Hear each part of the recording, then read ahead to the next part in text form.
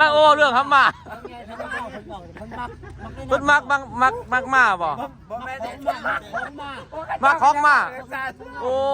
เห็นมากครับว่าตลาดโคกเจริญพระธรรมดาเด้อค่ะบ่เพราะว่ามีแต่งัวแต่ควายก็ มาก ก็มี โอ้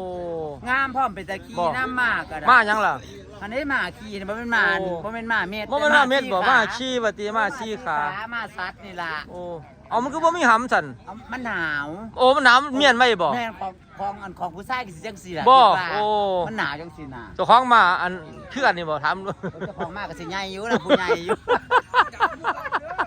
ไงเงินไม่เอา โอ้ย โอ้ยบ่มาแล้วกันอันลุงไม่มอนขอได้มาไปขี้เลี้ยงควายอยู่ นอได้กล้าซื้อเพิ่นนี่เด้เพิ่นจะตัวซื้อเอาล่ะ บ่กล้าซื้อดอก มันเป็นหยัง เงินแพงไว้จะไปซื้ออันกล้วยซื้องัวโต โอ้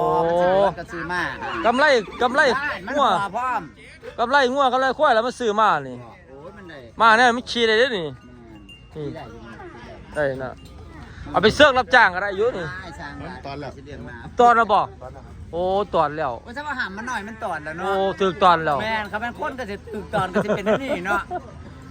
คนตอนกับเป็นเสร็จแล้วมันบ่ พอแล้ว มันบ่ ขนาดยังพอกันไหม บ่ สิเก็บปลากระทันมาฝากขนาด โอ้กระทัดแซ่บอยู่มื้อนั้นได้ขายจักตัวแล้วควายมื้อนี่ ขายเบิดแล้ว ขายบาวเวียดคือเก่า บ่าวไทยน ไทยพร้อมอย่าขายแต่เวียดไทยแบ ำคนไทยบอกควายก็ขายให้อัน ไทยซื้อดีบ่ ไทยพะเยา โอ้พะเยาก็ราคาดีอยู่ ก็พอได้ค่าน้ำมันประมาณพันละ อืม แต่ว่าเบาย่ำใดก็มีแต่ขาดทุนไม่มึงได้ขายน้ำมึงหรอก เนาะ ว่าอีก เออ ก็ได้ค่าน้ำมันน้ำมัน ครับ บ่ได้หลาย เอามันหมาน